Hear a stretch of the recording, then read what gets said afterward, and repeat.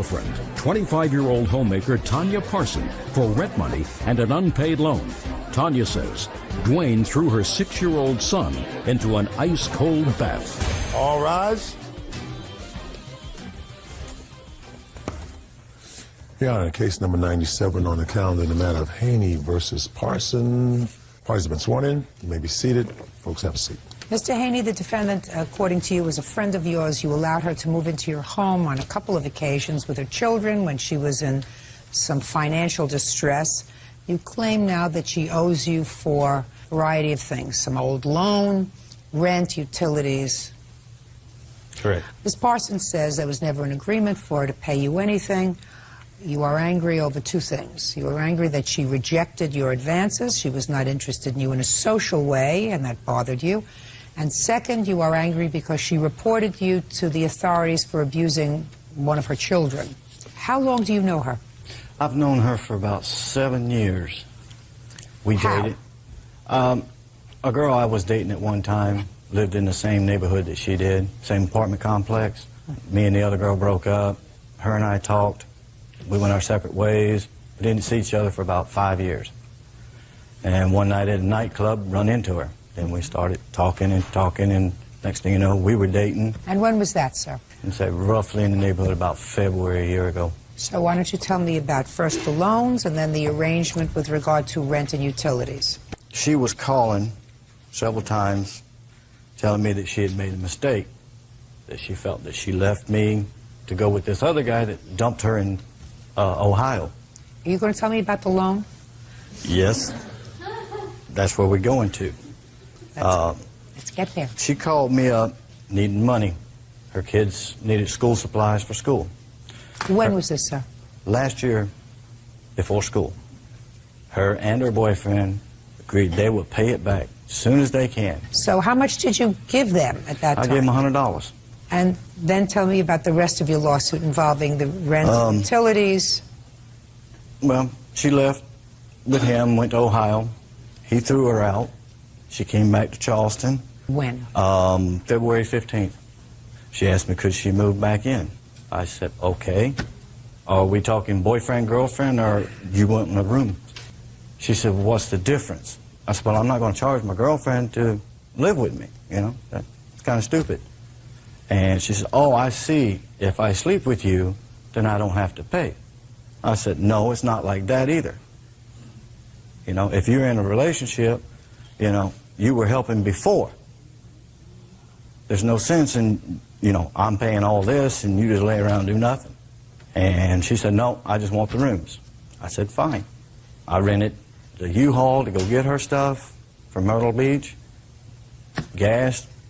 Every time I turn around, she would, can I borrow $20 for this? Can I borrow $10 for that? I need cigarettes. I need gas. I want to rent a movie. There was no sexual advances to her in any way. When did she move out, sir? April the 29th, I evicted her. Why? Because she wasn't paying me any money. Did you have a discussion with her? Yes. Tell me about the discussion you had with her. She simply said she didn't have the money. I said, Tanya, you got a job. I helped you get a job. Well, what kind of work did you get for her, sir? She was a cashier. Where? At Speedway, well, Conoco, whatever they call it now. They changed the name. Did you know how much she was making? About $100 a week. And how much of the $100 a week did you expect her to give you, Mr. Haney? I told her, even if it was $5 a week. You wanted to see something, $5 right. a week. Make an effort. Okay, so you wanted her to give you $5 a week. Correct. Okay, for the 12 weeks that she was living there. Correct. Okay, fine. Now. And she didn't, so then you threw her out. No. She had $1,000 coming to her for back child support. She kept telling me, as soon as that gets here, I will pay you up, get you caught up. Get you caught up with what? What she owed me. Well, what did she owe you? The loans. So there's only one loan of $100 that was a year before, sir. That's all the loans that I'm hearing Correct. about. But the dollar here, 20. Tally, I'm not, listen, my parents didn't send me to law school and college and post-law school for 10 years to talk about the dollar here and the $2 there. That's gone. It's in the wind. Do you understand? What Here's else? a list of every time she borrowed money from me, I wrote it down. Listen. She knew it. Listen to me. You think that I believe that list that you just filled out? Do you think, Mr. Haney, that I believe that every time you gave her $5, you went over to a book and filled out $5, Tanya, for cigarettes? You think that I believe that? You think that my father raised an idiot? No. Good. Then let us move on, Because sir. that's Let us move on, sir. Okay. I went and had an eviction notice signed on her. And you say it's because she did not... Owes me rent. Rent. Because she did not pay you rent. Did not pay me rent. Okay, now... Didn't pay me for fixing her car. Okay. Buying the shoes. All right, Miss Parson, now I would like you to tell me, madam, I want you to tell me about what happened on the 29th of April or immediately preceding the 29th of April.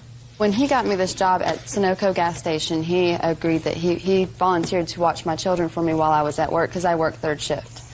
And my son is 6 years old. He has a bedwetting problem. He called me one morning at work and asked me to bring home a small brown bag to mail off cigarettes to somebody, and in the same conversation told me that he had spanked my son for bedwetting. He had done it 3 times in that night, and he spanked him twice out of the 3 times. Is that the corporal punishment that you're talking about? The spanking? He also put him in a tub filled with cold water. When was that? The same night. Judge Judy continues in a moment. Haney says his ex-girlfriend Tanya Parson owes for rent and a loan. Tanya says Dwayne threw her 6-year-old son into a cold bath after he wet the bed. Now, Mr. Haney doesn't deny that he spanked your son for bedwetting, right? No, I don't deny it. Okay. Why do you think that that's an appropriate thing to do, sir? For one, he didn't wet the bed 1 time that night. Yeah. He did it 3 times. Do you think that he did it on purpose, sir? I don't know.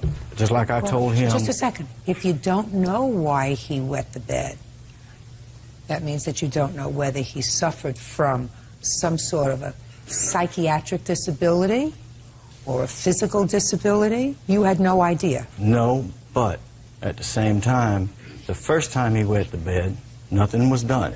Because he got up in the middle of the night, changed his own clothes, got back in bed, and urinated again. What does that tell you, Mr. Genius? What does that tell you, Mr. Genius? Did that tell you that the 6-year-old was maybe perhaps embarrassed? Well, you know... Well, what? We have gone... him and I have talked about it. Logan, what's wrong? You know, is there something wrong? No, I'm just lazy. Because he has heard... I want to ask you a question. Did you get your degree in psychology from an accredited university? No, I did not. Did you take any parenting classes before you decided that this was an appropriate way to treat a 6-year-old bedwetter? No. Do you have any children of your own? Oh, yeah. How many? I have 2. How many did you raise? My daughter comes with me every weekend. How many did you raise? None. Mr. Haney, it is inappropriate for you to physically discipline anyone else's children in the first place. In the second place, until you understand what all the problems might be with a child that causes them to bedwet, the very idea that you would resort to physical punishment suggests to me that you're missing one of the cans of a 6-pack. Do you understand me, sir? Oh, yeah. Now, did you report this to any authority? The cops were called out. I called the cops out to the house. And when? Probably about a week or so later. Why? Because of the disagreement me and him were having. Disagreement about what? He was threatening to kick me out. Let me explain something to you, Miss Parson. I believe you probably understand that Mr. Haney had some feeling for you. Correct? Right? Before I moved in, it was understood. That's not what I asked you. You're a young, attractive girl, and he's an older fool. And I believe that you needed him. You used him. No, of course you did. You used him. I did not use him. Of course you did. Everything was on the table before I even moved in. But he wasn't using you. He let you move into his house. You weren't paying rent. He was babysitting for your children. How do you say that I wasn't using him? You were. You were using him, and you were using him because, Miss Parson, you understood that he had feelings for you.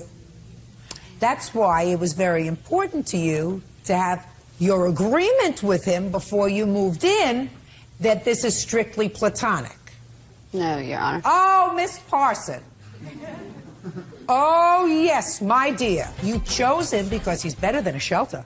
Give you a room, he's going to babysit for your kids, you got food, you got everything that you need, and the reason he did it was because he had feelings for you. Isn't that right, Mr. Haney? Look at my face. Yes. Isn't that right, sir? Oh, yeah. Now, when you met her 5 years ago, were you attracted to her? Yeah. And at that time, you were 39 and she was 20. Correct. Is that right? That's about right. That's not a good match, Mr. Haney. I understand that, but... So you know what happens when an old guy wants to go out with a young girl? Costs some money. Well... And in your case, you know how much it cost you? $160. It's a bargain. It's a cheap lesson, Mr. Haney. Truth of the matter is, you were looking for something more. Mr. Haney, look here, sir. You were looking for something more. Unfortunately, it didn't happen. That doesn't let you come to court like a crybaby and say, now I want all the money for cigarettes and gas I gave her over the 3 months that she lived with me, and this $100 I gave her for school supplies a year ago, because I guarantee you this, Mr. Haney.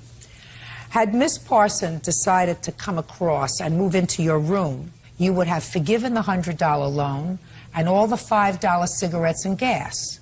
But the fact that she rejected you, and the fact that she ultimately decided, well, I'm going to even make it a little bit more difficult for him. He spanked my kid, and he shouldn't have done that, which, by the way, you shouldn't have done. That doesn't make a lawsuit. That makes a bad relationship. So, Mr. Haney, this relationship didn't cost you a fortune, sir. It cost you a couple $100 and a good lesson. Find somebody age appropriate. Your lawsuit's dismissed. That's all. Parties are excused. You may step out. It wasn't what the way the judge put it out to be, that I just wanted to sleep with the girl. No, I didn't. It was agreed upon when I moved in there that it was going to be strictly platonic. I felt sorry for her because of her kids. I gave her a place to stay. She agreed to pay me the $200 a month. Once I got in there and he was asking me where was I going, who was I with, why was I with this person, why was I doing what I was doing, and I told him that that was none of his business. It continued to go downhill. The judge ruled, that's it, in the case. Mary Bankston is suing her ex-boyfriend, mechanic Weldon Hultgren, for charges he made on her credit card. Mary says she took Weldon in after he was released from prison.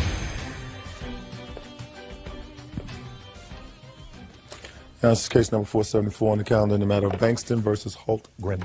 Parties have been sworn in. You may be seated. Folks, have a seat. Miss Bankston, who are these people? This is April Hultgren, Bo's daughter, and my fiance, Randy. And who is this? It's my fiance, Tara Harris. Everybody brings a fiance. What do they have to do with this case? Anything?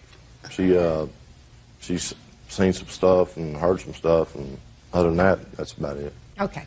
According to what I read, Miss Bankston, he used to be a friend of yours or a boyfriend of yours? He used to live with me. Live with you as a boyfriend? Yes, ma'am. And then he went to jail? No, ma'am. He lived with me after he came out of jail. What year did you go to jail, sir? In January '92. And how old was April in 1992? 7. Who did she live with? When I was in jail, she was living with my mom and my dad. What happened with that? They died. When did they die? In '96, my dad died, and in '98, my mom died. What happened in 1998? She went to live with a friend of mine for a little while, and her mother come got her. After that, Mary went and got her out of a motel room. How old was she at the time, Miss Bankston? She was 13 when I took her. How did you find her in a motel room?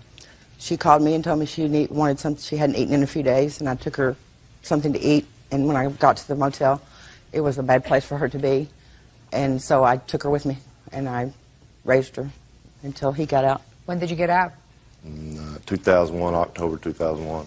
Were you in communication with Miss Bankston while your daughter was living with her? Yes, ma'am. And what did you tell her in this communication? Told her I appreciated everything she was doing for her. Who was supporting her at the time she was living with you? I was. When you got out of jail, Mr. Hultgren, where did you go? I moved in with Mary. Mary and your daughter. Yes, ma'am. Did you go to work? Yes, ma'am. Did you start supporting the household? I was pulling my share, ma'am. What was he paying for? He was paying like the electric bills, and I paid the house payment because it was my house before he came along, and he paid the electric bill and things like that. He was pulling his weight as long as he lived there. Yes, ma'am. Did you ever ask Miss Bankstrom how much she spent on your daughter while you were incarcerated? No. Why not? I don't have any idea why I didn't. Well, this lawsuit's very simple. It said that at some point you used her credit card after you got out of jail while you were living with her. You used her credit card. You told her you would pay for the bills on her credit card, and you didn't. And you owe her some money, $1,100. Right. So? She got me some credit cards off her account, and went and ate on them and done some stuff on them. I took my boy to World Series, Little League World Series up in Oklahoma on a gas card, and other than that, you know, I was paying them until I left. And so what happened when you left? I don't know, it wasn't a good scene. Did you leave with your daughter or without your daughter? I left without my daughter. So you left your daughter there? No, she wasn't living there at the time, I don't think. Where was she living in another place. Where was she living? She was living with another friend of ours. Why? Her and her father did not get along, so she moved out of the house. Okay. Can I see the charges that he made? Yes, ma'am. Thank you. Would you like all the evidence? Or just Sure. that?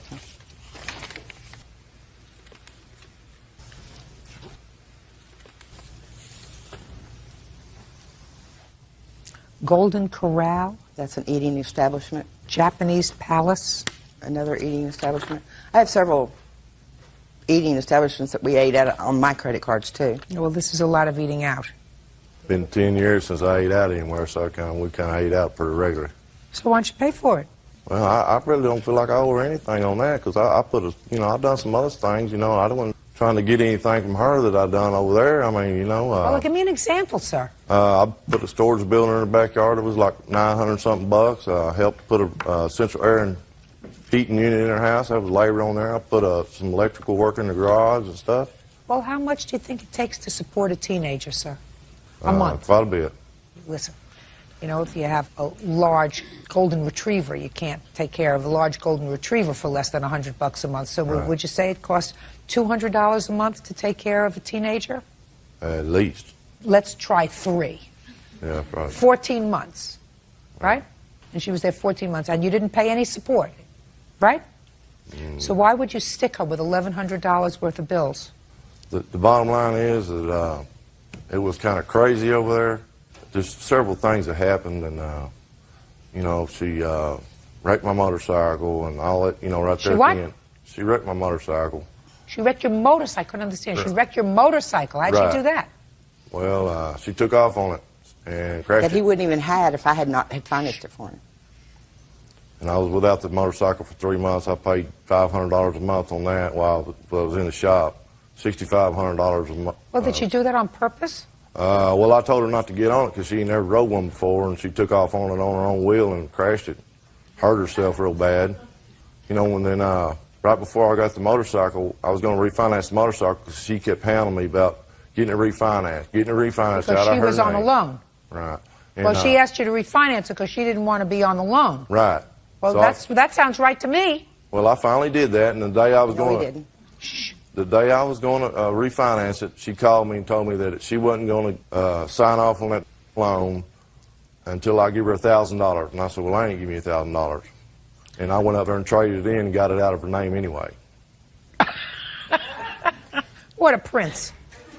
This is your fiancé. Is there anything you want to say to me? Yeah, do I need to stand up? You do. I just have one comment, and that is whenever he went to refinance the motorcycle last year, he got his credit report and got it back, and it was about that thick, where he only had 4 credit cards in his name that he had gotten since they split up. Well, this had 18 open accounts on it. We're not talking about the charges for those. I know, but what I'm saying is... What's your name? Tara Harris, Miss Harris, how old are you? 32, You have children? 1, How old? 12. Who supports that child? Me and him support him, and I get child support. Get child support from the child's father? Yes. Get child support every month? No, ma'am. Every week? No, ma'am. How often? Supposed to get it every month. Yeah. And what happens? He's been living at my house He was with his dad. He's been living with us for the last year. Oh, so before that he was living with his father? Yes, ma'am. Were you paying child support Yes, to his ma'am. father? How often? Out of every paycheck, weekly. Now, when you don't get child support from his father, does that annoy you? Yes, ma'am.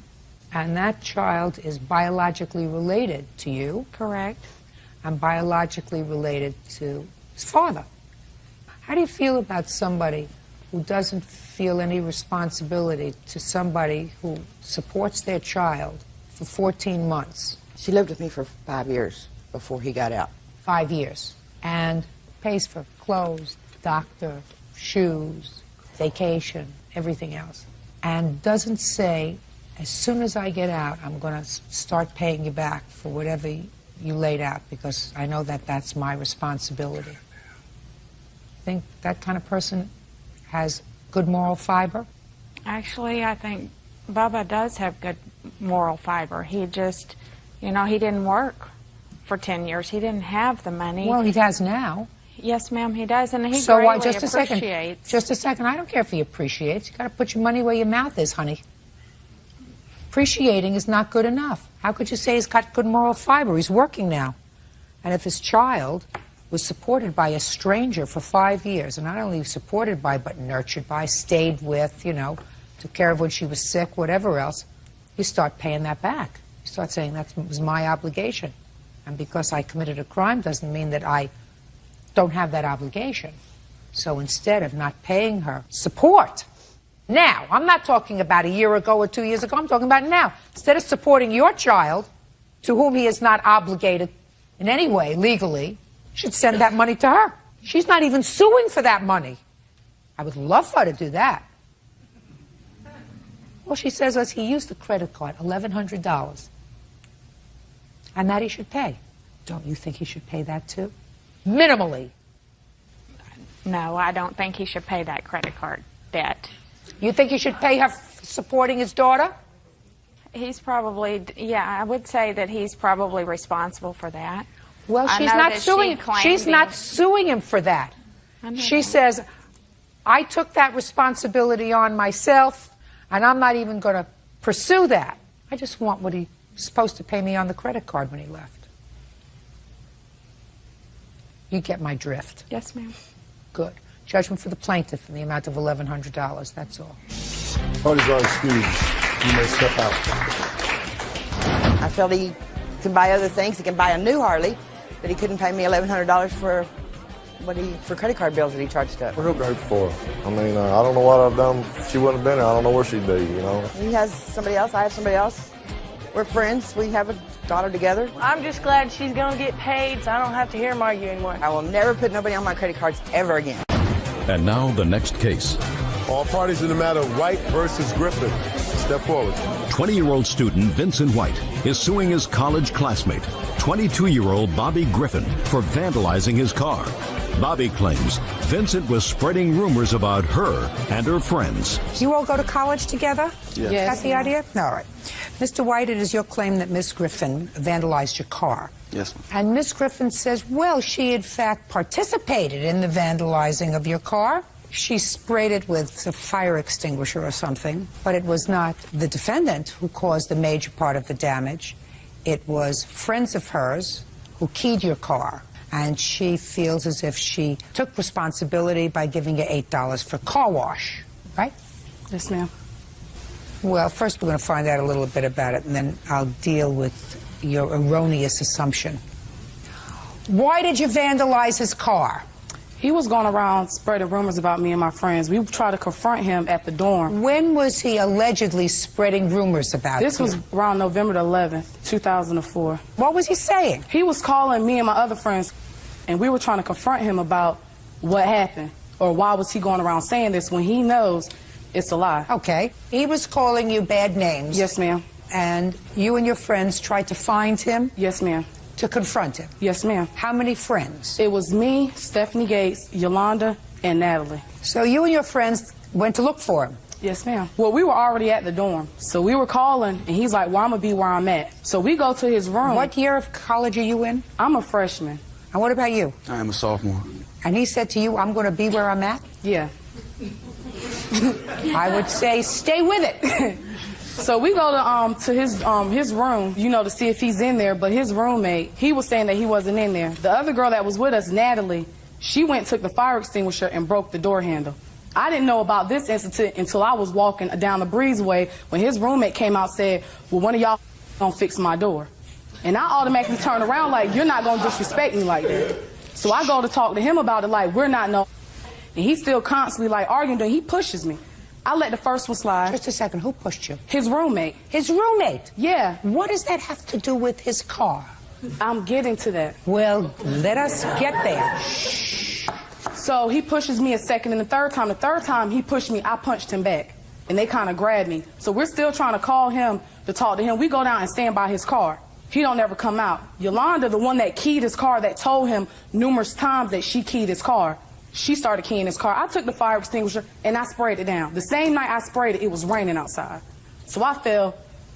I didn't do any damage. And the same night it happened, we talked to him. He was making it seem like everything was fine. We gave him $8 so he can go get his car washed. At then, we thought everything was fine. Everything was done and over with.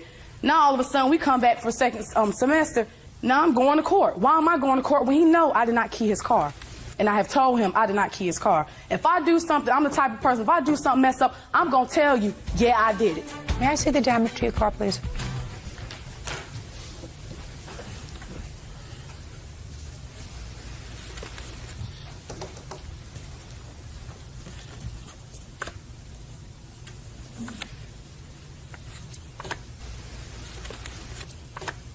Okay. Step up. Your name? Stephanie Gates. All right, Miss Gates, what did you do to Mr. White's car? I didn't do anything to his car. You didn't do anything? No, ma'am. Okay, so it was just a couple of people in this little mob Yes, that ma'am. damaged his car? It was 3, actually. Okay, good. And they were friends of yours because that's what he was doing. He was telling bad things about you and your 2 friends, right? Mm-hmm. Good. Can I see the estimate, please? Come on now, you had like 5 papers when I seen you. All right. Now, Miss Griffin, you appear to be an intelligent young lady. Yes, ma'am. Got to stick with your English classes, but I think that you probably have potential. But I'm going to give you an exercise in criminal jurisprudence. She didn't tell you to sit down. Oh, I'm sorry. See how smart she is? I'm going to give you an example. Many years ago, when I was a judge in the family court, there was a young woman who got onto the subway, and she was wearing big hoop earrings like your friend is wearing. And a group of 4 girls got on the subway, and they went up to this girl who was on her way to school. She went to Fashion Institute of Technology. And they said, give us your earrings. And she said, no, okay, I'm not giving you the earrings. One of the girls grabbed her arm. Another one of the girls grabbed her hair and pulled her hair over. The third girl stabbed her in the back and stole her earrings and killed her. Well, I don't think that's something like Listen, I'm trying to make you understand what this verdict is about. The girl who stabbed her was tried as an adult in the Supreme Court. And the 2 other girls, the one who grabbed her by the arm, the one who pulled her hair, they said, we didn't kill her. We didn't even have a knife. We were just messing around with her a little bit. We never thought our friend was going to stab her. We're not guilty. We shouldn't be held responsible. You know what I said to them after I convicted them of murder? I said, but for the fact, you see, this girl who had the knife, she couldn't have killed her if it wasn't for the 2 of you. First of all, you're acting as a pack. And when you act as a pack, the pack gets certain energy. And second, if you hadn't immobilized her, and if it was just one-on-one, in all probability, that young girl would be alive. It's because of the 3 of you acting together. You gave her the ability to stab her in the back. You're all equally as guilty. If it wasn't for the fact that you and all of your friends in a pack were out hunting for him, who hasn't said a word? Nice tie, by the way. If it wasn't for this group looking for him, pulling the fire extinguisher off a wall, going out and waiting for him near his car, spraying it with the entire content of the fire extinguisher, somebody else said, now you sprayed it, now I'm going to key the car. Never would have happened. So I'm going to tell you what your responsibility is. You're responsible, you, jointly and singularly are responsible for $1,070. Now, if you choose, Miss Griffin, to sue the other two girls and say, listen, I now have a judgment against me for $1,070, but you two participated as much as I did, so each one of us should share that responsibility, you go ahead and find them and sue them. He chose you to sue. That's fine.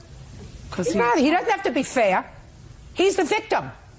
He's the victim. He's the one whose car got vandalized. So he's the victim. And if he's a jerk, and if he's saying stupid things and being disrespectful, one day he'll get his.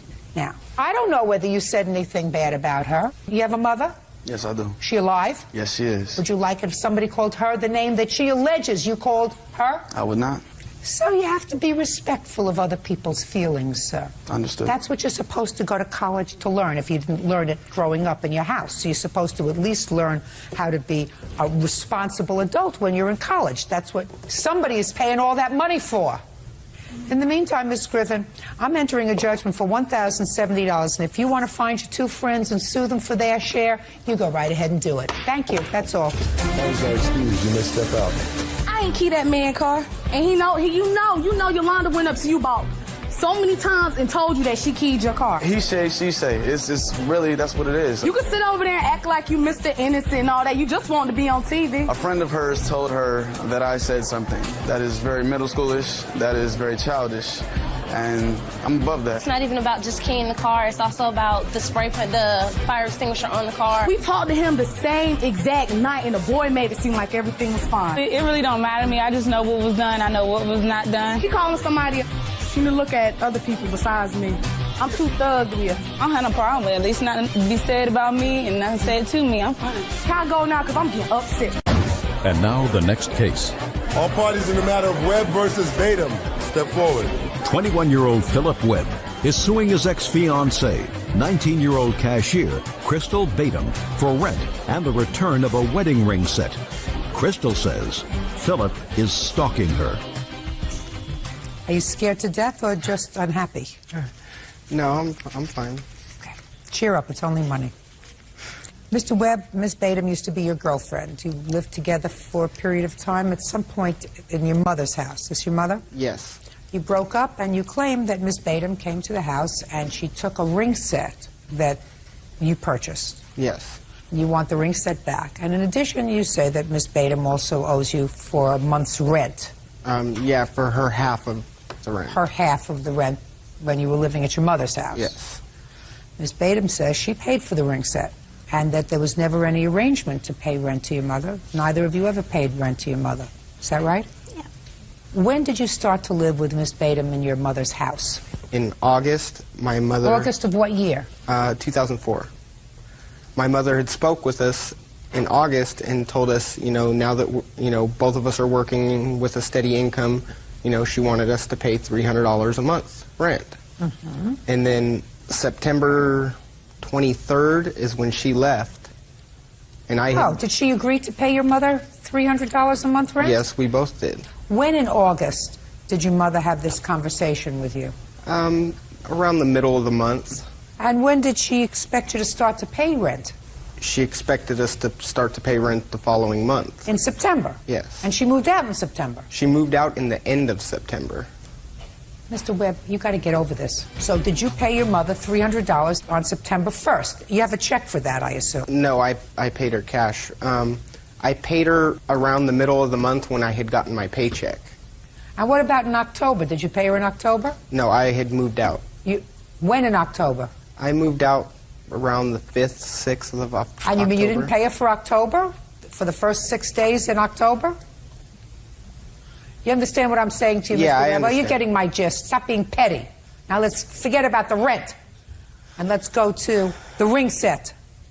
The ring set, I have the receipt where I purchased it. Good. Do you have the proof that you paid for it? I paid in cash. So, Really? Let me see. And the lady's business card that sold it to me. I want to I have see what that you also. have. And then Miss Badum says that she paid for the ring set. So we're going to see. Paid for the ring set. This says paid $500, tax included. Now, Miss Badum, you left sometime in September. Yeah. You had an argument, or you just decided things No, weren't I got tired of everything and I just up and left. Tell me why you took the ring set. Well, because we both went in halves on it. We went to the bank, we pulled out some of the money, and then he went back and gave them the rest. And it wasn't $500, it was $300. Well, he has a receipt that he paid for this. Well, I have the rings, so. We have them.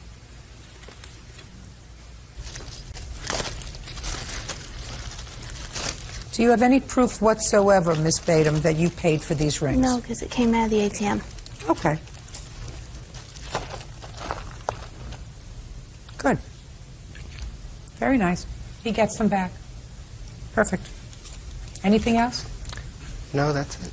I want him to leave me alone, too, because I have a restraining order against him. And on February 12th, he mailed me a letter. Can I see the letter? Can I see a copy of a restraining order?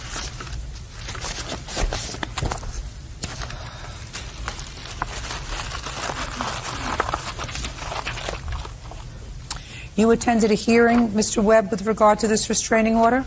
Yes. Did you consent to the restraining order? I consented, but I didn't agree with it because I don't care a whether lot you of agreed it with was, it or not. You consented to it. Yes, you were I to did. stay away within 100 yards from her, and I have from her done so. home, and from her job, right? Yes. It was her birthday? Yes. That's why you sent these? Yes. You're not allowed to send them. I didn't know that. I just was told I had to stay away from her work and stay away from her. Listen to me, Mr. Webb. You were served with a copy of this protective order. Yes. In this protective order, it not only says that you have to stay 100 yards away from her, it reads, and I'm going to read it to you very carefully. You may not do the following. You may not contact her directly or indirectly, or telephone, send messages, or mail or email. Now, while this is not threatening, Yeah, I know. I mean, it's a love letter. You're not understanding that it's over and that she doesn't want you to have any contact with her. Do you understand? Yes, I do. You don't want to get into any further difficulty. Is there any other thing that I have to resolve with regard to property or anything else? Yeah, I have one more thing. I left my birth certificate there. I need my birth certificate back. Okay.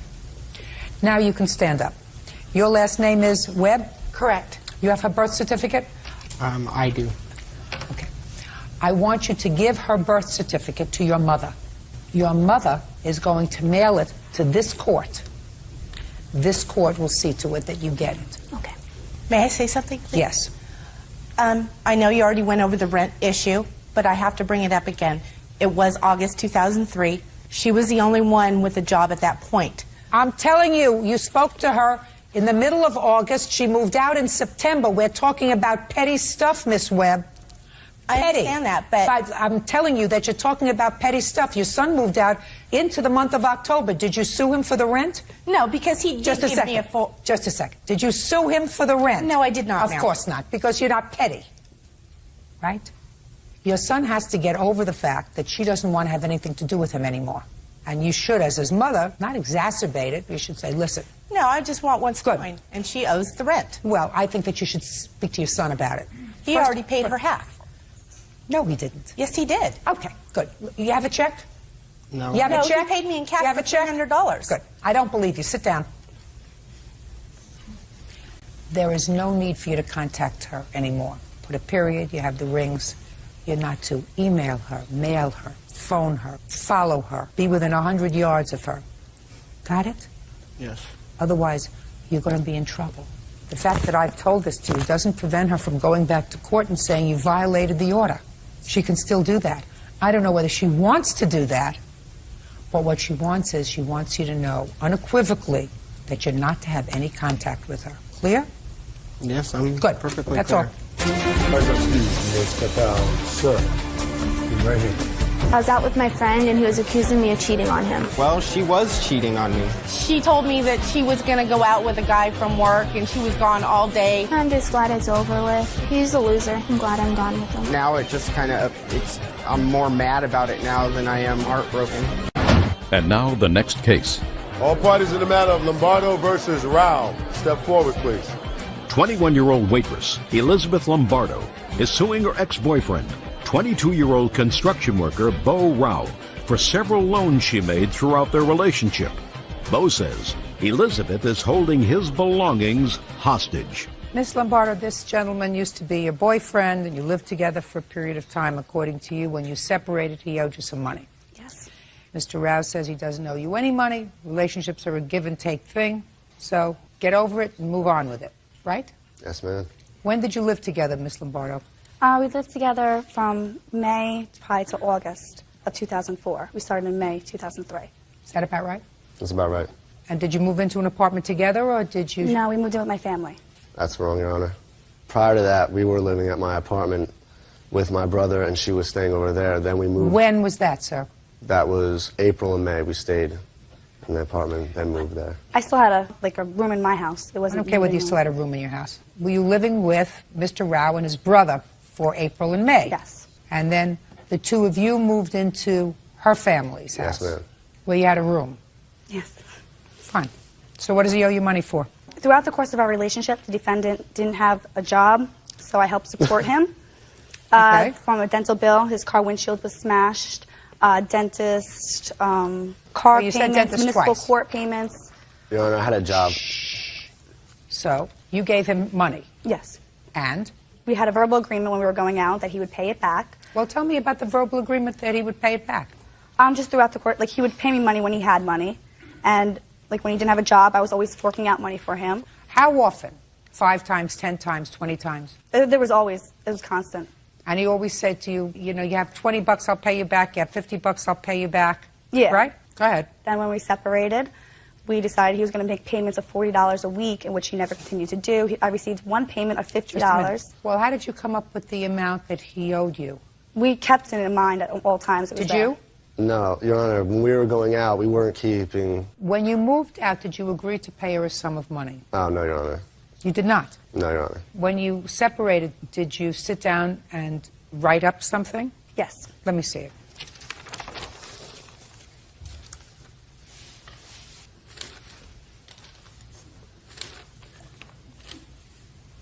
Did you sign this IOU? No, Your Honor. And for us to sign each other's name on something was pretty common. I could show you receipts with my signing for her debit card, or her signing for my debit card. It was nothing. You didn't sign this? No, Your Honor. Right. Tell me the circumstances surrounding your separation, Mr. Rao. The relationship just got ridiculous. She was constantly lying. Everything that would come up would be a lie about something. I couldn't live at her house anymore. And I only actually left for the weekend after a fight, and when I came back, all my stuff was at my parents' house, and she said I had to be out. So she moved your stuff out? She moved it with no notice of anything, so Okay. that she wanted me out. I'm ready to hear the rest. 30 seconds or less, Ms. Lombardo. When he moved out, when he wanted his bed, his stuff was there, that's when you don't believe that he signed the paper. Well, just a minute. So is what you're telling me, you told me he couldn't take his things unless he signed the paper? Mm-hmm. Then even if he signed it, it's worthless. He had this agreement with me. Let me explain something to you. He didn't. What you're saying is that during the course of your year and some months relationship, if you gave him $20, if you gave him $50, whatever it was, he said to you, when I get it, I'll pay you back. And that's what people do when they live together and they're not married. Don't worry, honey, I'll pay you back. That's not a loan. When two people play house and not commit to a relationship as we know it and get married, courts aren't interested in going over $20 here, $5 here, $15 there, $100 for the dentist, $12 for this. Courts aren't interested in doing that. We got other things to do. Mm-hmm. So it's been my suggestion, if you watch carefully, if I've always said, keep your finances separate. Mm-hmm. So I think you have to put a real period and say, it's over. I'm fine. How with old that. are you? 21. 21? Perfect. You didn't waste a lot of your time.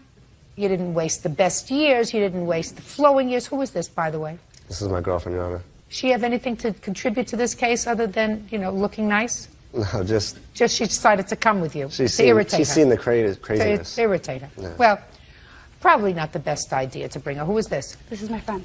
So he brought a girlfriend, you brought a friend. Move on. He did. You should. Have a happy life. Case dismissed. Parties are excused. They step out. Just pathetic that he has to lie that I didn't lend him money, that I supported him, and that he didn't sign the paper when he did sign the paper. She makes up fake things. She lied. The whole relationship was basically a joke. You trust someone and you can't. It was out of trust and love because she's a nice person, and that's what happens when you're nice to people and trust them. She just needs to get over it because he doesn't want her anymore. He's a scumbag. It's over, man. It's over. It's all over. They're complaining that they got some T-shirts, but you didn't send them half of the ones that they ordered. There were a lot of changing designs that took up our time, that took up our money, that we didn't charge him for. That is not our fault. We don't make the design. I don't know if that makes sense. That sounds like a yada, yada, yada. This is Judy Justice. Bailiff Cassandra Britt is standing in for Bailiff Kevin Roscoe, and Law Clerk Alexi Mincer is sitting in for Law Clerk Sarah Rose. Isaiah Kamchan and Brandon Uloa are suing their former supplier, Manuel Garcia, for the cost of a T-shirt order. Order in the court. All rise. Have a seat, please. Case number 3072, Kamchan Ulola versus Garcia. Thank you. Who is Mr. Kamchan? You were starting up a business, T-shirt business. Correct. The defendant was also in business. He makes shirts. I assume you were having them made to sell them either online or at events. Correct. You don't have a store, is that right? Online store. Online. What's the name of your company? Risen Athletics. Reason? Risen. Risen. Spell Risen.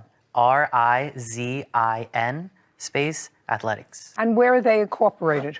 Ceres, California. In the state of California? In the state of California. And it's a corporation. You have a license. You've incorporated it. Correct. Here. There's a website, about 9 items of clothing. May I see it, please? Sure.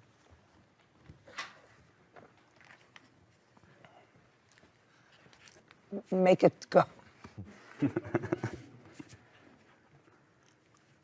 Could you go back to, okay, I just want to see where they order them from. Great. And what's the name of your company, sir? MFP Studios. MFP Studios. Correct. Where are you located? Los Angeles. How long have you been in business, Mr. Kamchan? About 1.5 years. Did you make any money the first year you were in business? Yes. How much? Approximately 10,000, a little over. Nice. In that first year, did you get any merchandise from Mr. Garcia? We did. So you made some money from the merchandise? Not from his clothing, actually. Not from his. What other company do you deal with? We did wholesaling through Champion, the website. Champion is a wholesaler? I thought they were a retailer. So they have a website where you can wholesale and buy a bunch of garments that they allow you to reprint on and sell. So that's what we did originally. I found an Instagram page for MFP Studios. The website is coming soon. I have the website currently closed right now. Currently closed. Yeah. You what? Yeah, our website opens and closes like periodically, so right now it's actually closed. But if you would like, I can go and open it for you guys so you guys can take a look at it. I want to know why it closes, Mr. Garcia. What does that mean? So usually the way that my company works is that we do custom manufacturing for specific brands, so it's very customized. But at times I do produce blanks on my own where I'll put on my website. Currently we don't have any, so my website is closed until we produce them and then we post them on our website. I don't know if that makes sense. Doesn't make sense. How much money did the plaintiffs send you to produce T-shirts for them? How much money did the T-shirts? How much money did the plaintiffs send you to produce T-shirts for them? And I'd like to see the order. Okay. Can I see all the papers? Would be the invoices for the T-shirts.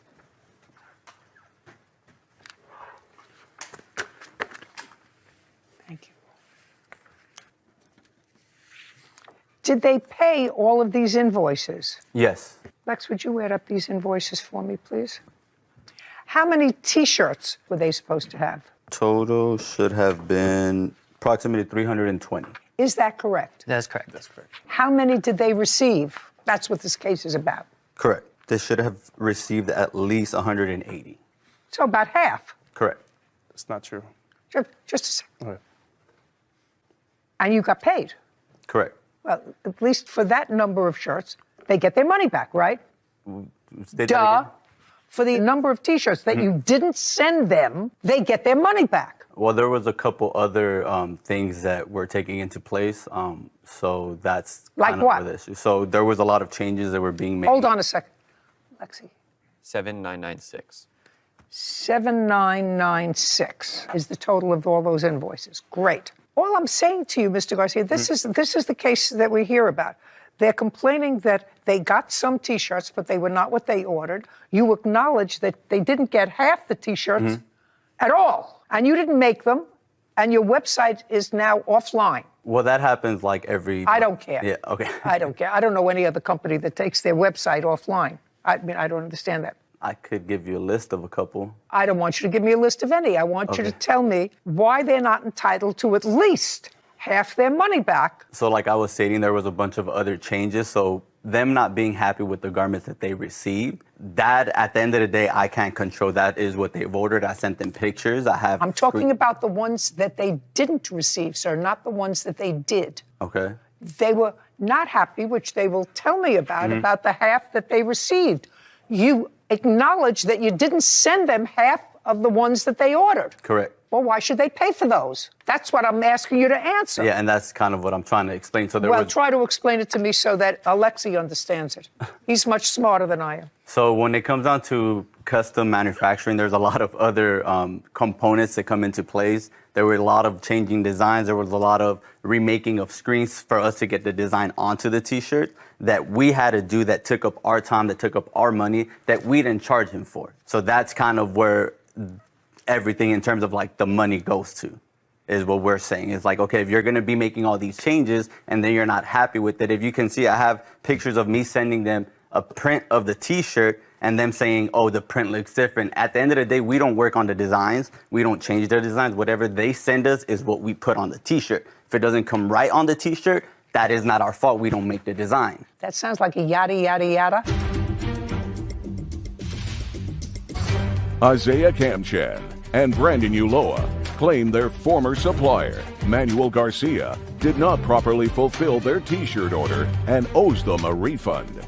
Let me see if I can give you the Reader's Digest of what he was saying and tell me if that's what you understood. Would you do that for me? They ordered 320 T-shirts. For all intents and purposes, and because of our easy math, he sent them half. They paid for 320. What he's saying is because they kept making changes, they spent more time on the half that they got, so they didn't feel that they had to send them the other half.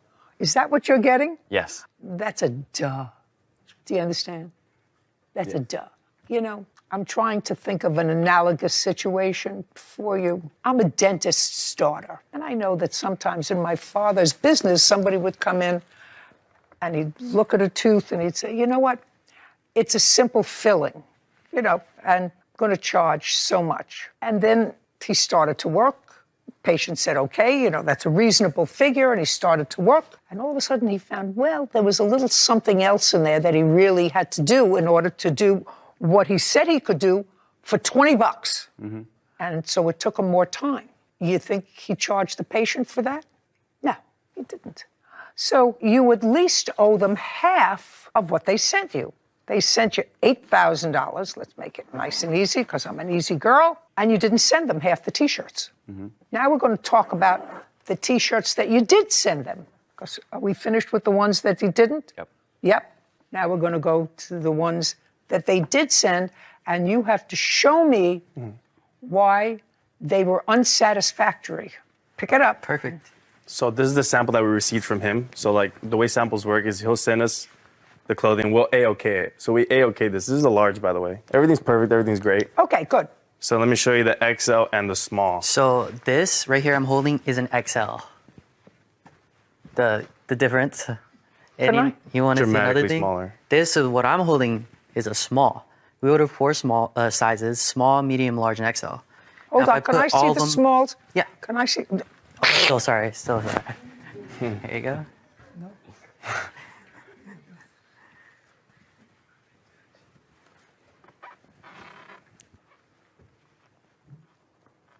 Well, this could be a big small, but small. Can I see the extra small, please? Extra large. Extra large? Yeah. Yeah. Same exact size. They're the same size. The small and the extra large, if you hold them up together, they're exactly the same size. Lexi, hold these up together, would you please? Let me see. He said they're the same size. I don't think so, could I? One certainly looked bigger to me, but not a small and an extra large.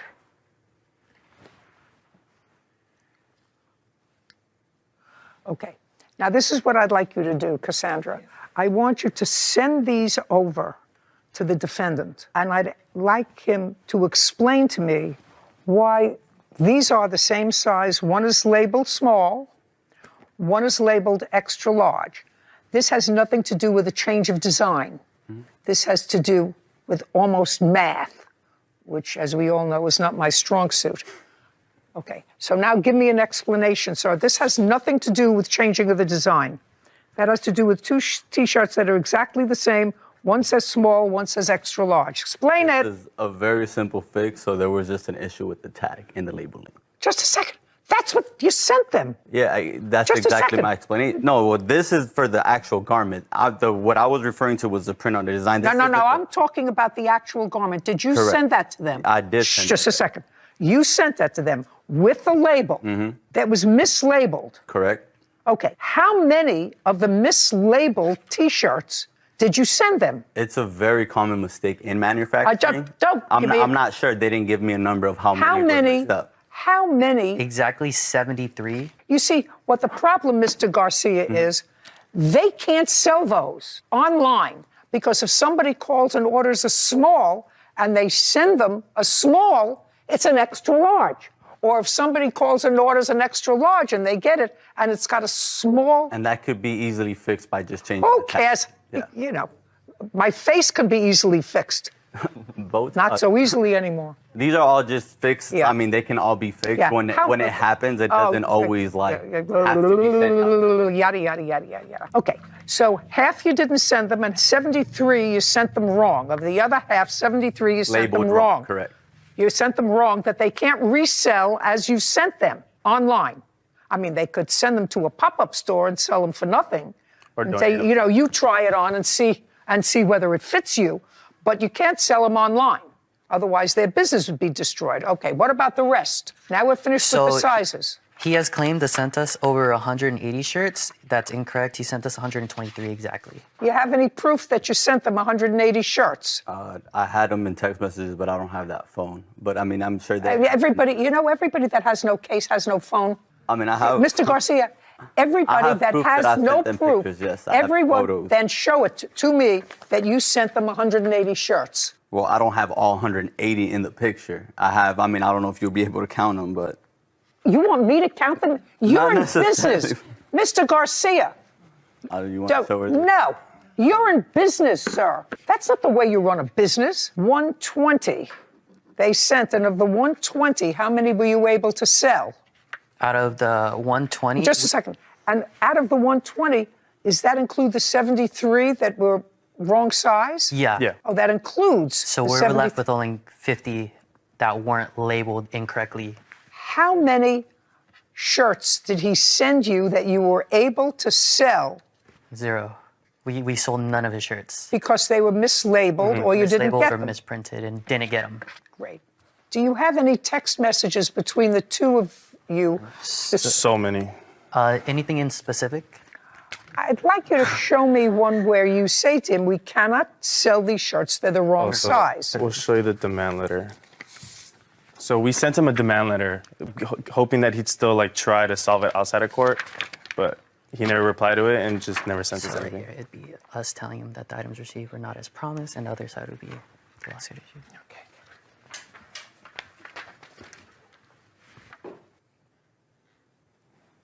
You say in this demand letter that you are requesting, first of all, he doesn't communicate with you when you send him information back and forth. So you say, sir, since you do not wish to communicate us, here's an official demand letter. Yes. You say that you paid him $15,986. Correct. Well, that's not what your lawsuit is here.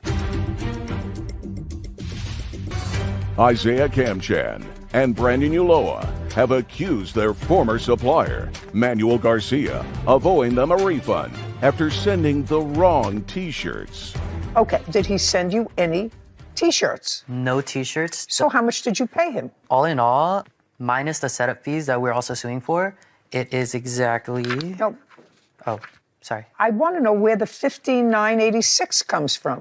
So in this order, we did order 320 pairs of shirts, but we also ordered 240 pairs of shorts that we're not suing for. Why? He fulfilled that. He fulfilled the short section. He filled the short Yeah, section? fulfilled the shorts. Is that what's on your website for sale? Yes. Yes. The shorts? The shorts. The shorts. So it's just the T-shirts? Shirts. So you did fulfill the order for the shorts? Correct. Do you have a pair of those shorts for me to see? I would just like to take a look at them. No. We did not, because we weren't aware. We weren't suing for those. No, I understand that. Did he get the shorts with the same screening as on those, or were they different? No, different screen. design. So different setup fees, different screens. We paid for that. We're not suing for that portion. We have Just invoices for them, though. Can I see? Yeah. Shorts. Of course, there were shorts on their website, right? It might be in there. Are they blue? Right there. Yeah, Blue, they're red, and blue, black. red, and black. Blue, red, and black. And they just have a little design on Yeah, it. correct. These are all invoices, but if you want to show a specific... And they were okay? They're going to be Yeah, they're here. okay. Okay, well, they're on your website, so you're selling them. Yeah, so that's going to be shorts for prints, and we also... The T-shirts are not on their website, correct? There are some. Can I see? There are two. One T-shirt. Yeah, that's not it. One T-shirt down. And that's not it. Okay, so those are not on the website. And, Got it. And one other, but that's also That's not it. That's certainly not those T-shirts, not the same screen. Something missing in there is the invoice for the shorts material. We are suing for the screens in that. That's the only reason that invoice is here. Because he charged us for owning of screens and films that he told us we had to pay for that we owned and we never received as well. Screens and Yeah, so when... Tell me, explain that to me. So when making clothing, you pay for garments and then you have to pay for screens and film. So screens is like these big metal square frames and then you put a Did film you pay for those? We did, which are in those invoices. The only invoice we're missing is our shorts. Did you receive those screens? Well, I made them, so yeah, I had them. Did you charge them? Yes, I did charge them for them. And where are they? Well, we don't turn in the screen, so so the way that screen printing works is that when you burn screen, you hold them for only 2 months.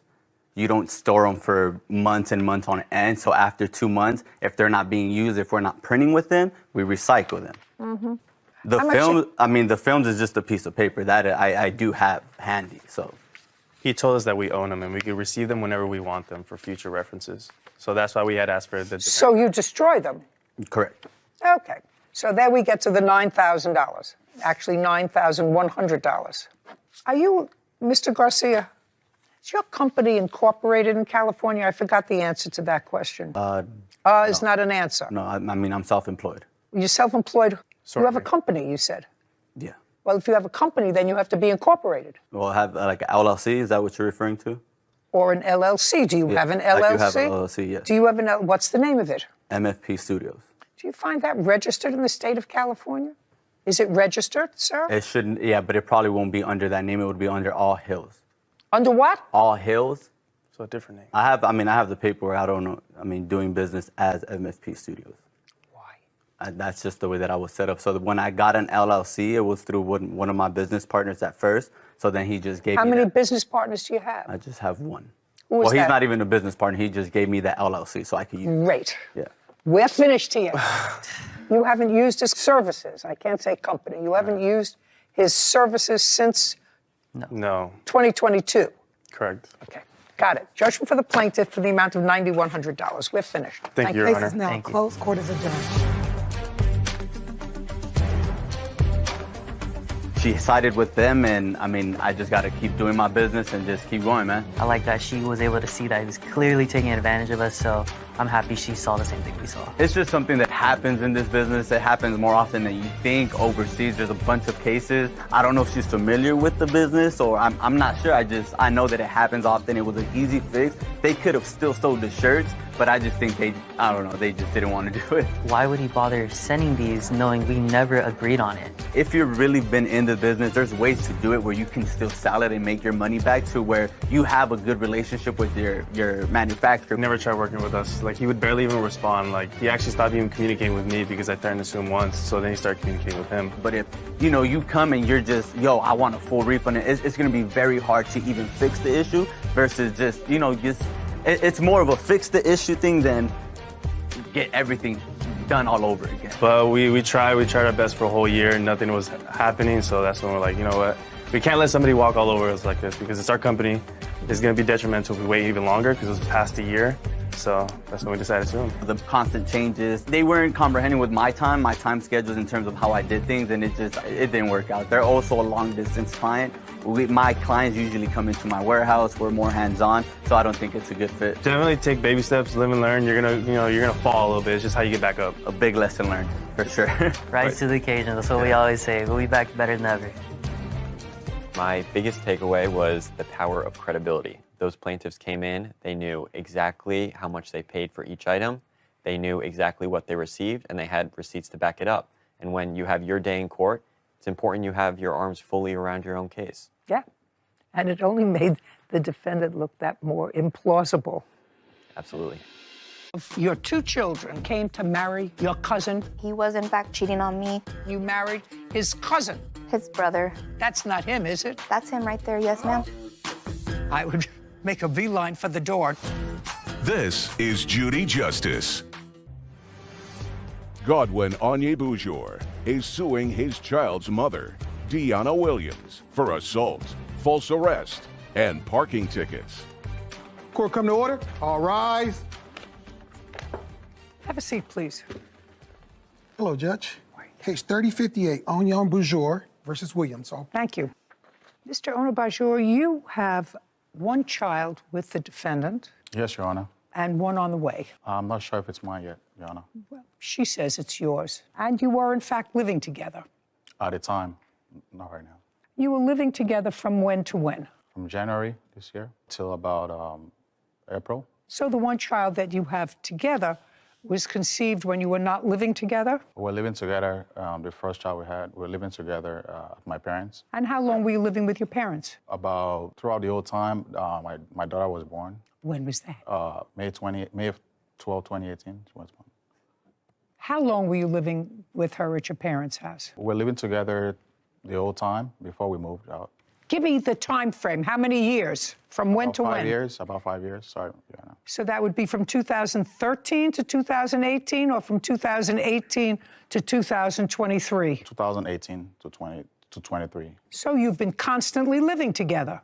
Yeah, both at your parents' house and then in this apartment that you leased? Yeah, between those times, we moved out together to Long Beach, but we moved back in with my parent as well. So fine. So you moved back and forth, but you've been together with her since 2018. Yes, ma'am. Yes, Your Honor. When did she marry your brother? In what year? It's my cousin, not my brother. Just a second. Okay. Actually, it's who? It's my cousin, not my brother. Your cousin? Yes. When did she marry your cousin? I think it had to be 20... When did you marry his cousin? In February 2018. Were you living together at the time she married your cousin? No, we weren't. And in what month did you start living with him at his parents' house? About after I had my daughter, May 14th, 2018. Well, clearly you were with him before you moved into his parents' house. Yes. Because if your daughter was born, you know, I'm not really good in math, but clearly you were together, even if you weren't living with his parents, when you married his cousin. His brother. You say his brother, he says his cousin, his relative. It's his brother. And where was his relative? In Nigeria. Is he now here? Yes. And are you in the process of divorcing? Yes, ma'am. That's not him, is it? That's him right there, yes. Oh, that would be you right there. Yes, ma'am. I would make a beeline for the door. No, sit down. All right. Okie dokie. It is your claim that the defendant assaulted you on several occasions. You're going to tell me when. That in addition to her assaulting you, she vandalized your home during your last argument. Yes, Your Honor. By throwing grease on the kitchen walls from a fry pan. Yes, Your Honor. That you purchased a car that allegedly was supposed to be her car, but it's in your name because you had better credit, according to her. That after this breakup, she took the car. And while she had the car, she racked up hundreds of dollars in parking tickets or other toll fines. Yes, Your Honor. You've subsequently taken back the car. No, Your Honor. I purchased a car. She never has a job. I work 2 jobs. Could you just answer my question? Did you subsequently take back the car? The vehicle is mine, Your Honor. I took it back, Your Honor. Yes, yes. Just answer. You took it back from her. Yes, Your Honor. Okay. And you're suing her for the tickets that you racked up on the car because the car is in your name. Yes, Your Honor. She says, no, you're violent. You assaulted her.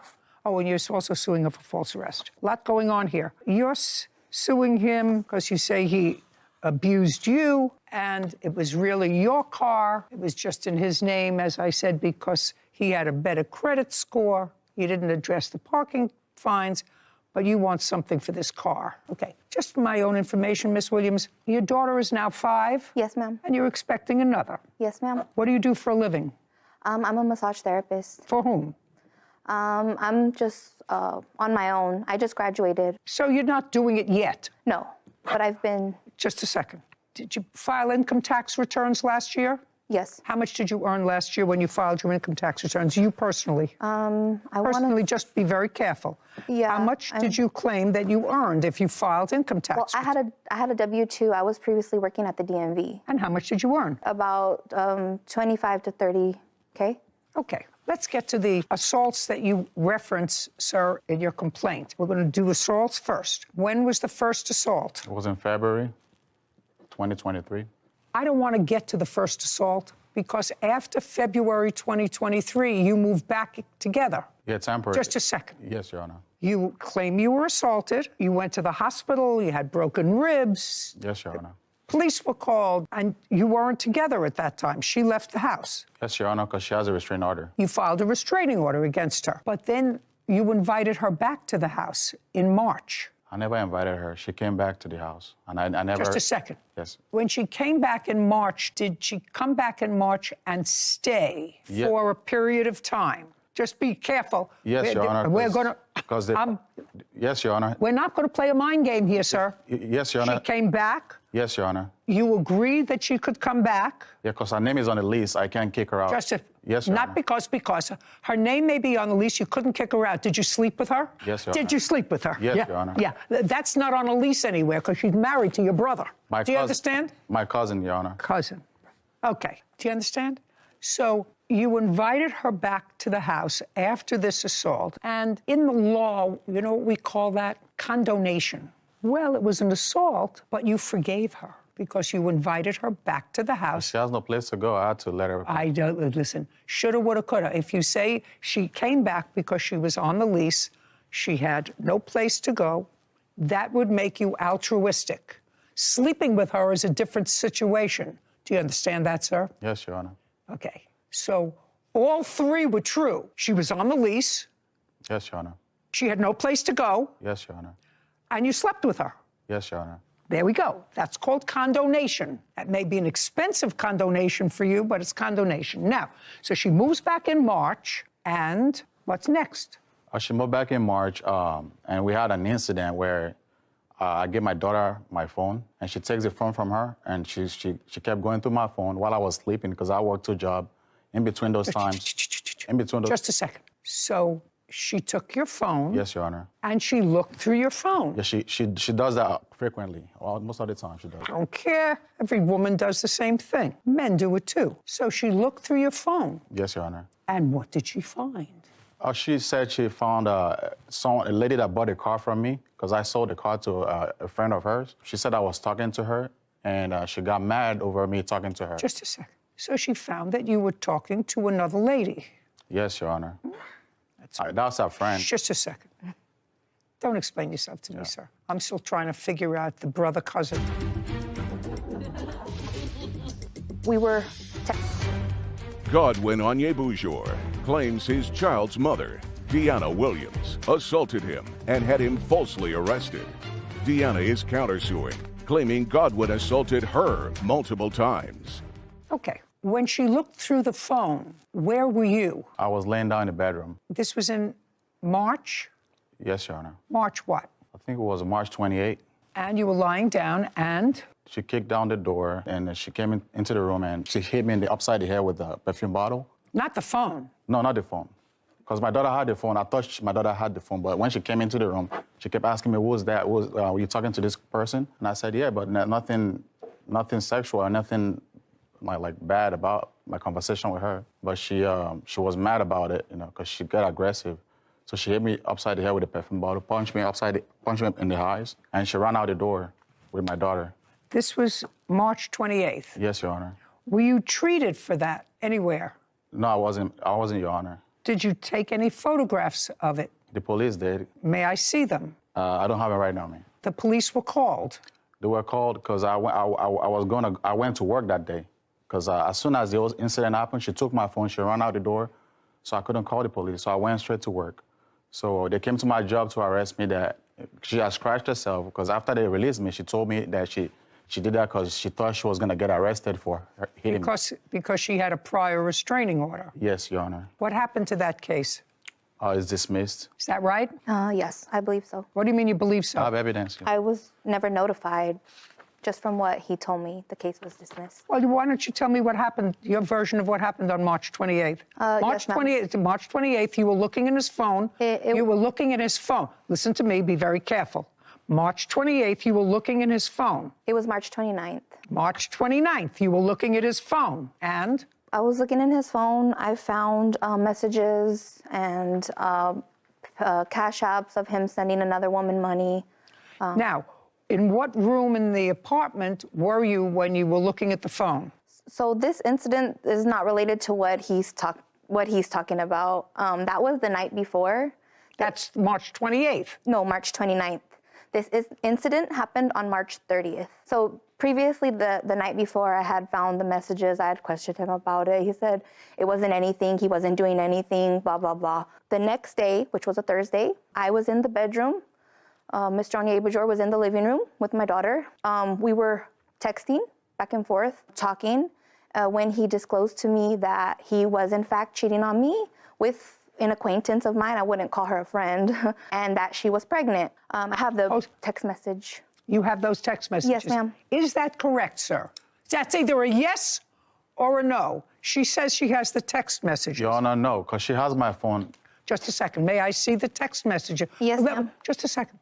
Did you write in a text message to her, listen to me, that you were having a relationship, I didn't finish the question yet, in substance, you were having a relationship with someone else and the person was now pregnant with your child? I never wrote, no, Your Honor. Okay, may I see it, please? She has my phone the whole time. May I see it? Before I look at this, sir, I'm going to give you one more chance. Were you having a relationship with someone else prior to March 28th? No. Yes or no? No, Your Honor. Okay. Did another woman advise you that she was pregnant with your child? No, Your Honor, I don't have no child. You go.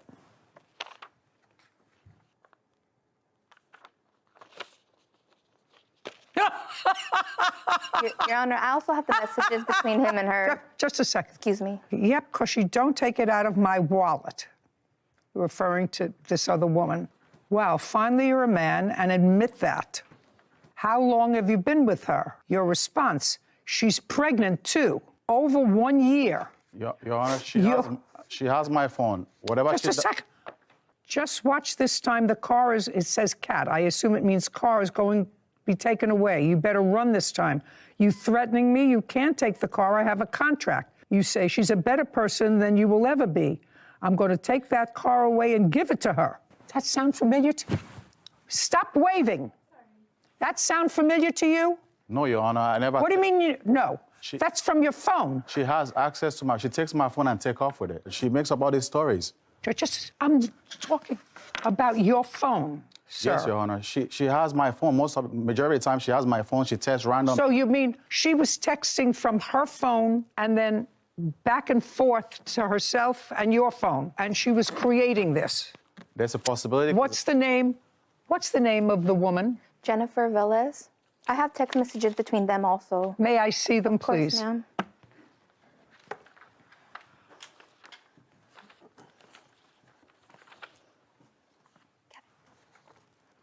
Okay, so what happens is when she gets your phone, she's able to make copies of what your conversations are, not only with her, but with Jennifer.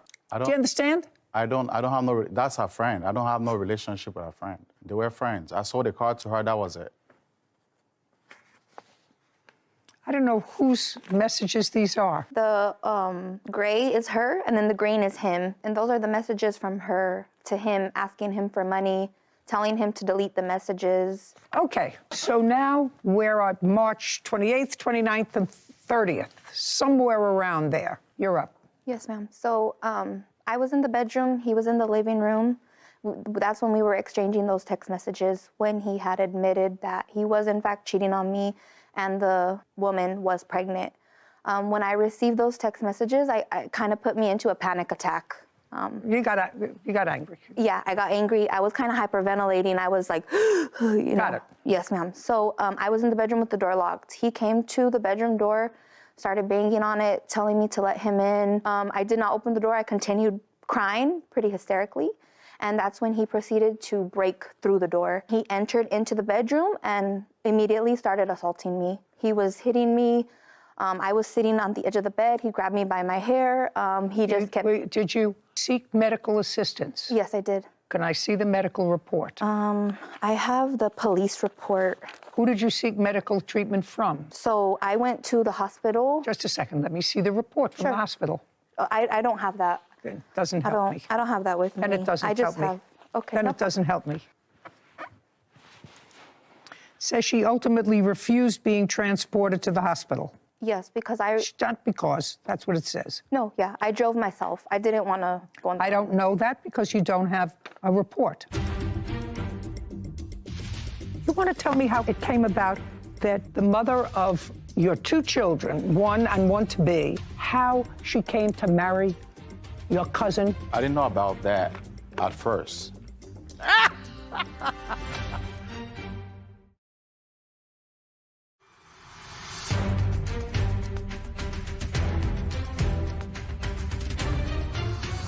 Godwin Onyebujour has accused his child's mother, Deanna Williams, of assaulting him and lying to the police.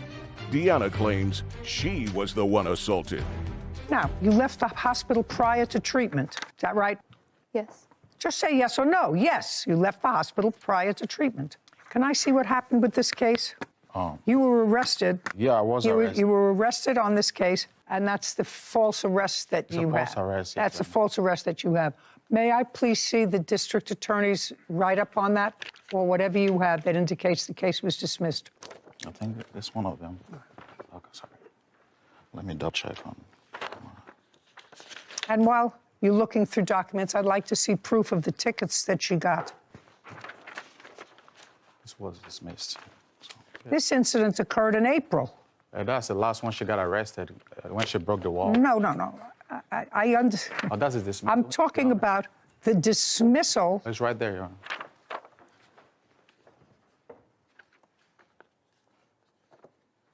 Yeah, the city attorney decided that they were not going to prosecute this case and advised you that there was no need to report to court to answer the charges. All right, then I want you to tell me what happened in this April incident when she damaged your kitchen. I'm going to go from one to the other. You went back to the apartment after all this happened. You went back to the apartment in April. What for? To pick up my clothes. Mr. Onyebujour said he had them in bags on the front porch. And what happened when you got there? When I got there, I contacted the police. Why? So they could meet me there so it could be a peaceful exchange. The dispatcher, I told... Don't tell me what they told you or you told them? You got to the house. I got to the house. The door was open. Just I a second. Were there bags on the porch? No, ma'am, there was not. Okay. The door was open in April. Now, you had, according to you, this violent attack in March. Stop looking through your papers. You had this violent incident in March. Yes. So you go back to the house, and you walked into the house because the door was open. Yes. And then what happened? I started to collect my things. How did you start to do that? I went into the kitchen, and I was getting my things. What things? My blender, my... No, that's not your clothes, madam. Well, I had That's not your clothes. Okay. That you said, I wanted to get my clothes, and he was going to put them in a bag. Now, you opened the door, you went into the kitchen, and you started to take... That's what you just told me. The door was open. The door was open. You went into the kitchen and started to take your things. What things? I started to take my blender. All of my things. Just a second. I don't know whose things they are, madam. You started to take things that weren't your clothes. Okay. And then what happened? And then the brother saw me and told Mr. Onyebujor, who was in the restroom, that I was there. And? I started to quickly get out of the kitchen. How did you do that? I went to grab the stuff, and I went out. So you went to leave the kitchen with the stuff from the kitchen? The blender, yes. The blender. And? Mr. Onyebujor came out of the bathroom, and he attempted to take my phone. He lunged at me to take my phone. He had his hands... Just a second. I thought, what was your phone there for? You had the blender. I had the blender like this, and I had my phone like this. Go ahead. So we went to take the phone. So I dropped the blender, and I'm fighting to take my phone back from him. I believe he was trying to take my phone away. I don't know what he was trying to do, madam. Yeah, he was trying to take my phone. You were fighting back and forth with your phone. You dropped the blender, and? So then there by the stove there was a frying pan. I picked up the frying pan to I was gonna hit him. He backed off. I ran out of the apartment with nothing but my phone. And no clothes. No clothes. Well, you came for your clothes. You should have taken your clothes. Yeah, I'm kind of, just with everything going on, I was just very emotionally distraught. And okay, fine. Now, were you driving the car when this ticket came in? Notice date April the 3rd. Is this the only ticket that you have? That's the only one I could get out, but she has 2 more tickets. Well, I don't know if she has or not, sir, because that's evidence. And evidence is the only thing that I work on. This is an old ticket, madam. Yes, I paid the tickets. I have my bank statement. Did you pay? Let me see that this ticket was paid. Just let me know the date, please. The citation date was November 30th, 2022. And the notice date was... And you parked in disabled parking. No, Your Honor, that was him. He took the vehicle up to the mall, and that was him. That was his ticket. You want to know something? You know how much I don't care? I actually think that the two of you deserve each other. No. Yeah.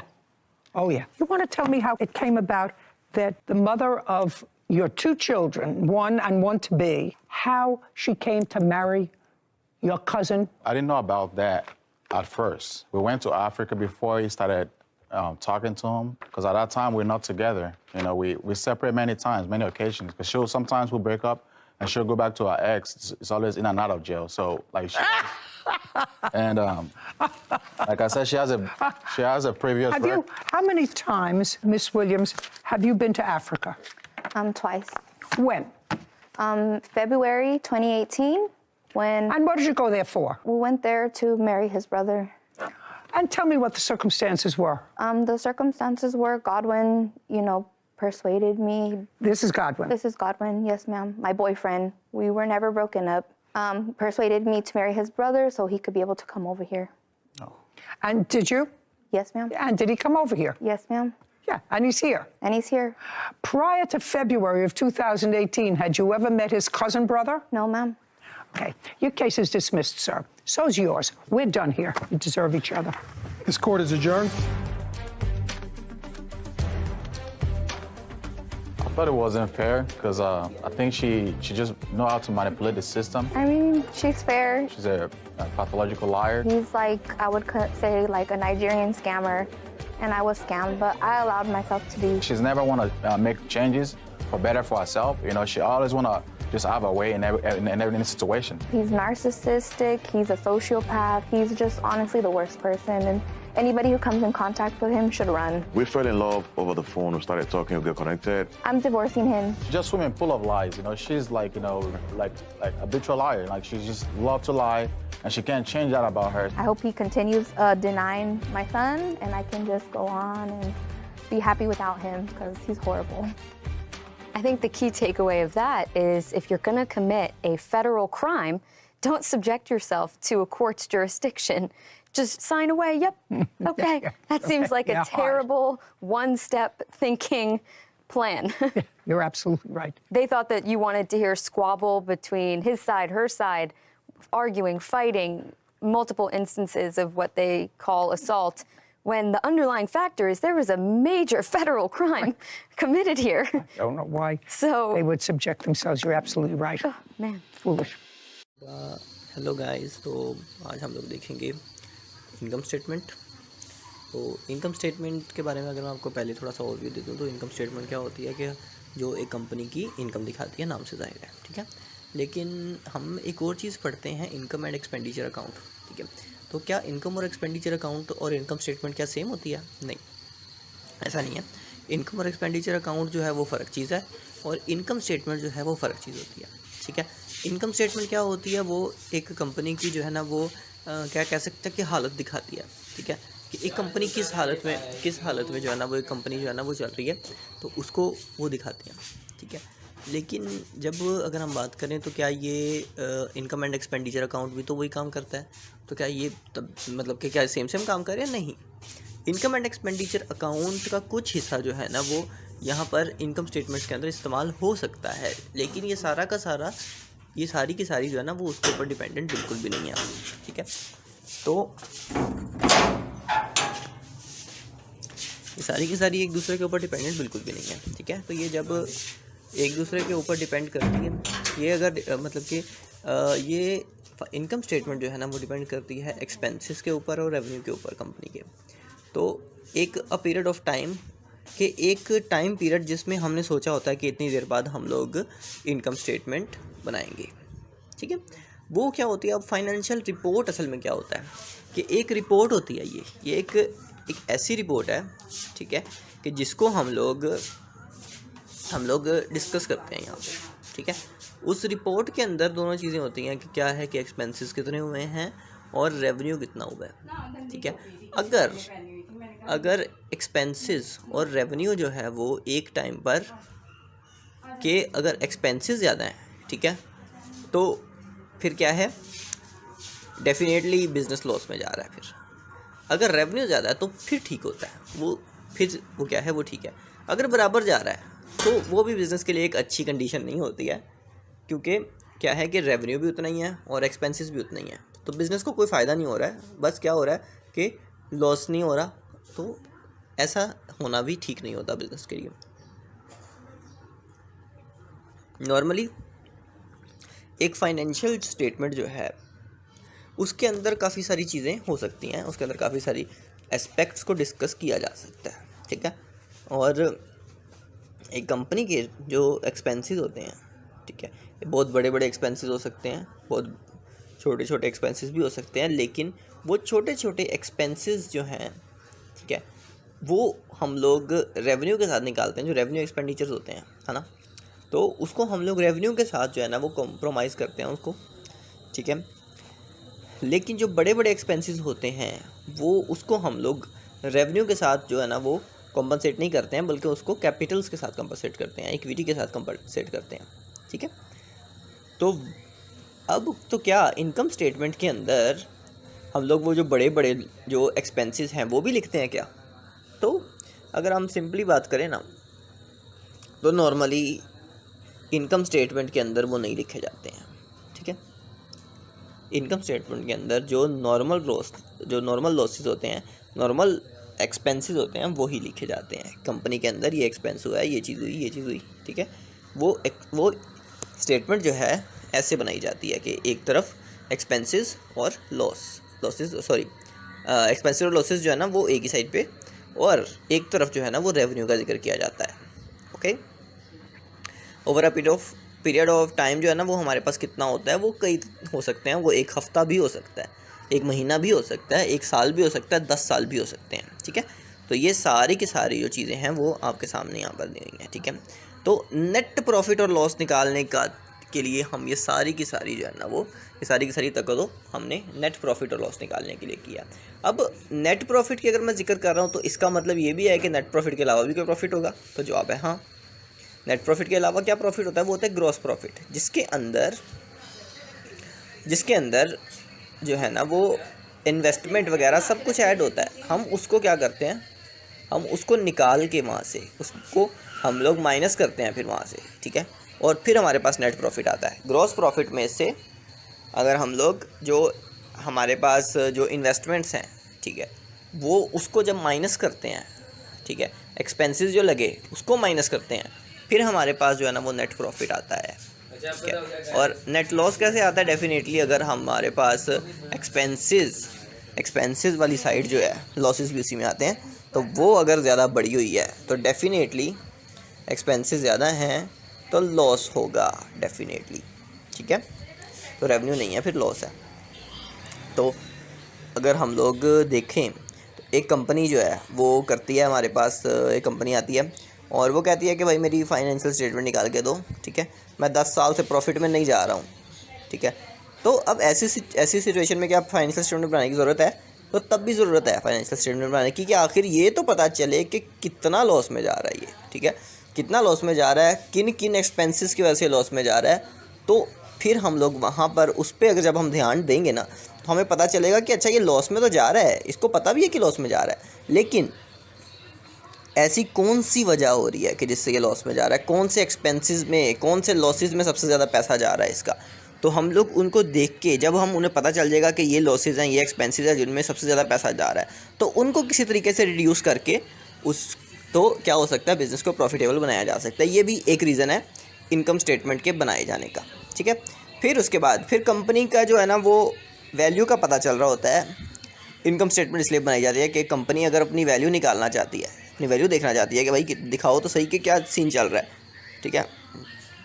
तो वहाँ पर जो है ना यहाँ पर भी financial statement income statement जो है वो बनाई जाती है कि कंपनी की इनकम कितनी हो रही है, ठीक है, एक कंपनी किस हाल में जा रही है, ठीक है, क्या वैल्यू निकल रही है कंपनी की।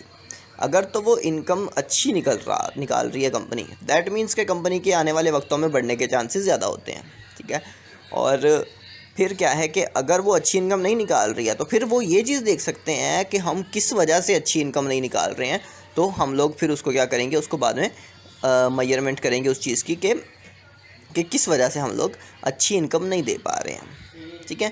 फिर उसके बाद ऐसे होता है कि जब इनकम स्टेटमेंट होते हैं ना तो हमारे पास एक्सपेंसेस की मुकम्मल लिस्ट जो है ना वो उसके अंदर दर्ज की जाती है।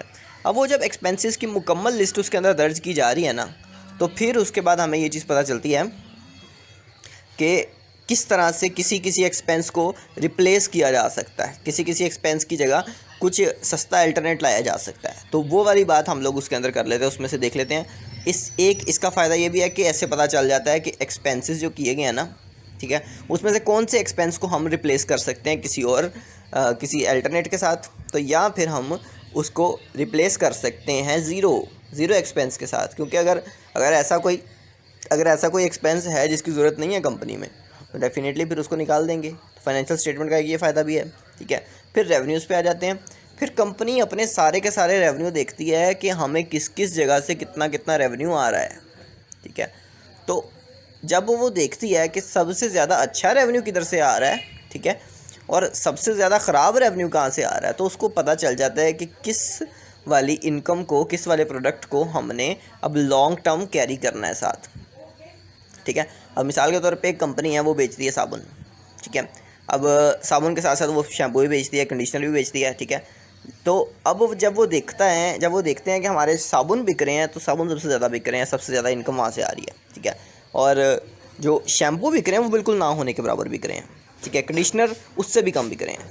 तो क्या होगा कि उसको वो जब यानी कि स्टेटमेंट बनाएंगे, इनकम स्टेटमेंट बनाएंगे, तो उनको पता चल जाएगा कि उनकी सबसे ज़्यादा इनकम कहाँ से आ रही है।